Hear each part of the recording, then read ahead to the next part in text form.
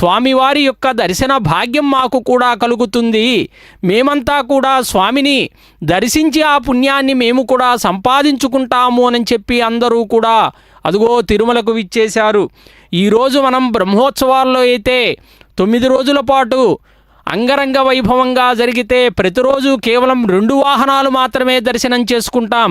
కానీ ఈ పవిత్రమైనటువంటి ఈ రోజు మాత్రం స్వామివారిని 7 వాహనాలలో ఒకే రోజు మనం చూడగలిగేటటువంటి భాగ్యం కలుగుతుంది అంటే అది మన అదృష్టమే కదా. ఎందుకంటే స్వామిని దర్శిస్తే ఇది మనకి పూర్వజన్మ సుకృతమే కావచ్చు. ఈ పూర్వజన్మ సుకృతం వల్ల కలిగేటటువంటి ఈ లాభం ఎంతటిది అని చెప్పి అంటే ఈ రథసప్తమి మాఘ సప్తమి అని చెప్తే ఒక సూర్యుని యొక్క గమనము అనేటువంటిది 7 గుర్రాలను పూంచినటువంటి బంగారు రథం. మనకు మిగతా దేవుళ్ళు ఎవరూ కనపడరు, కానీ అదుగో భక్త సులభుడైనటువంటి వెంకటేశ్వర స్వామిని మనం దర్శించుకుంటూ ఉంటాం.